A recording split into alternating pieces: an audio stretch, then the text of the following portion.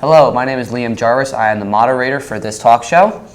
Welcome to our talk show about daylight savings time. To my right is Nicole Gilmet. And to my left is Noah Spears. John LaFond.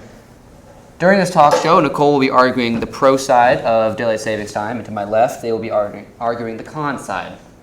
So, who wants to start off? I'll start. So, on the pro side, I think daylight savings is pretty beneficial. I think since it provides more daylight hours, there's more light to enjoy. People can do more throughout the day, and they can do more activities they want later on. It's also proven to people have a healthier and more physical lifestyle because more daylight hours, they're more active outside, and yeah. I see. You guys have a counter argument? I do. That problem with the amount of time you have in the day, we have already struggled with global warming, and I guess if you have a longer daytime, you're going to emit more carbon into the air, kind of resulting in maybe a little bit worsen of global warming. I see. How about you, John? I also just like to point out the fact that, humans, we need at least a minimum of 8 hours of sleep. And with the, no disrespect towards Nicole with her pro side of daylight savings times, but humans need sleep to function. And with these daylight savings times, we can get enough sleep and enough energy for the next day to go to work, to go to school, or to just even have fun throughout the day. Because if you're low on energy and you don't get enough sleep, that's just more sleep in the daytime that you take up, and that's more time out of your day that you take up as well. I see your argument. Would you say that a certain group of people is affected by this? Young adults? I honestly think yes, young adults in this matter. Mostly because their brains are still being developed, and they need all the sleep they can get, all the energy and whatnot. But yeah, for the most part, teenagers, young adults, they're the ones that are most affected by this. Adults, not so much in the sense because their brains are developed and they're used to, going to work early mornings and, having the energy to do so. Young adults don't know that because they're still going to school, they're still going to college, they're still out partying all night. Because of these daylight savings times, they need more sleep so they can have more energy throughout the day. Okay, that's a good point. Nicole, you were also talking about the benefits of having more outside time. Would you say that would improve mental health in some way? Definitely. I think, honestly, if it goes dark really quick, people are just going to stay inside. They're not going to have any motivation to get up, get active, do activities. They're probably going to sit on the couch, go on their phones, and not do much throughout the day. So I think definitely it impacts. So it affects like mental health and depression, anxiety. Definitely. Also, maybe another side point, I don't know if you had to mention this or not, but vitamin D is probably... Yeah, I also think with more hours, it provides more safety too. So there's, for example, children playing outside, people walking their dogs, people going for walks. I know there's still a possibility, but I think it still provides more safety. That's a good point. And on the topic of safety, Noah, if I'm not mistaken, you might have an argument to make about safety with daylight savings time. I do.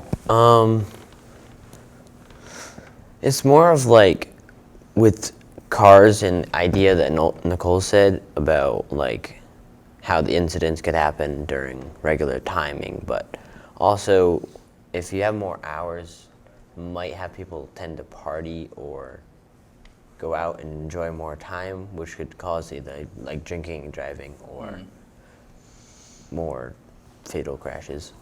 And I'll agree with Noah on this one. I am on the con side.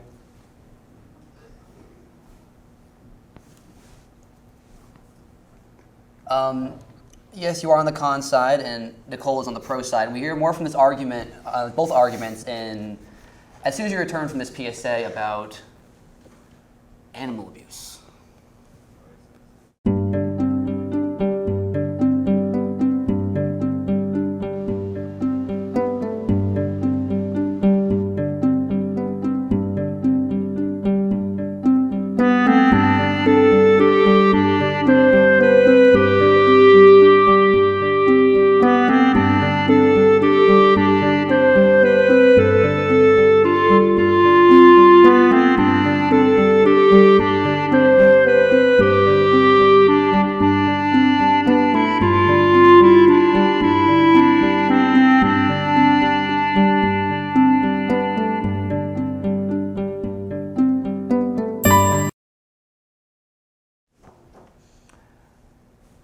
welcome back.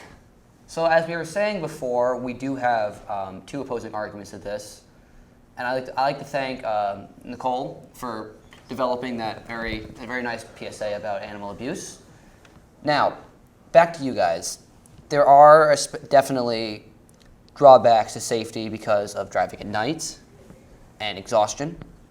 Would you say that, like Nicole made the argument about mental health, would you say there are any mental drawbacks to less sleep for young adults or teenagers, especially high schoolers? I feel that in teenagers in this day and age with daylight savings times, you know, yeah, I'm on the con side, but I'm going to agree with Nicole on this for once, that you are sitting at home in the night. You are in your room alone, draining in your thoughts.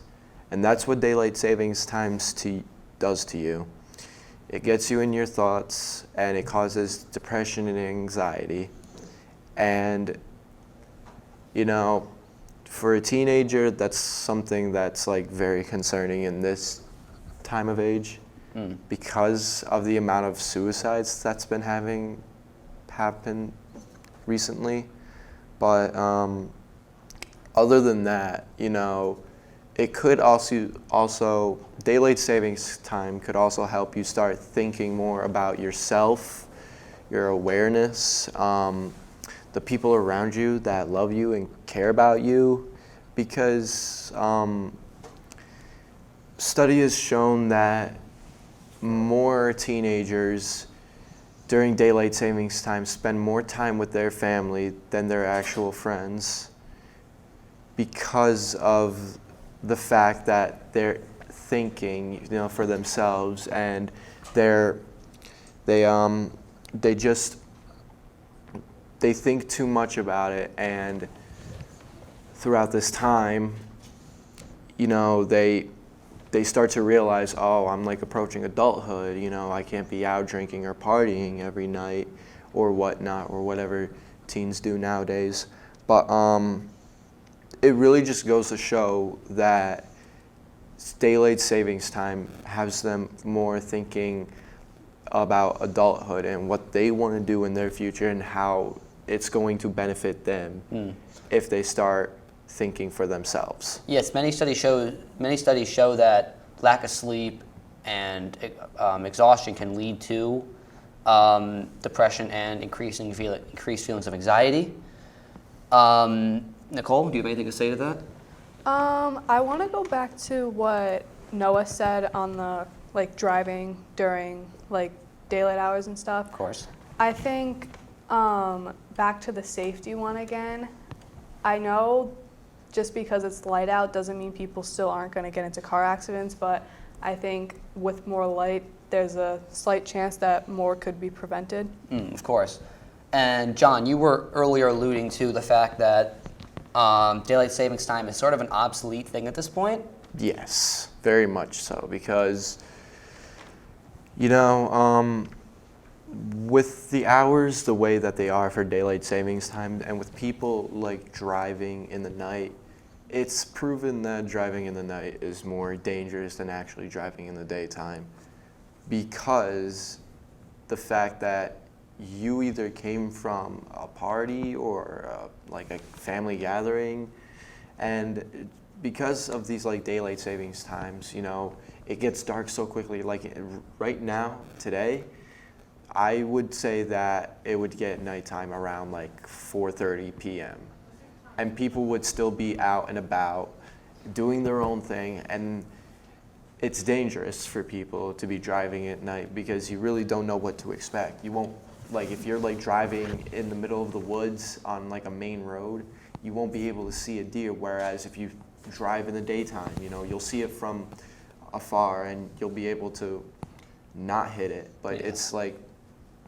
it's just the same thing that Nicole was saying, that You make a good point. it's dangerous and it shouldn't be taken lightly. Yeah, this is an argument that will get to continue later on.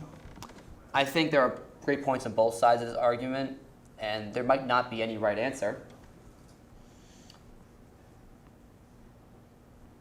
Just keep going, yeah. Keep going. I'm sorry. You're good. I had a loss of thought right there. Anyway, debates will continue between scientists and on this talk show, especially off camera, for quite a while now. But thank you for joining us. you. This is John LaFawn, Noah Spears, and Nicole, I'm sorry, I still can't pronounce your last name. Nicole Gilmet. Nicole Guillemette. I have been Liam Jarvis. Thank you for joining us.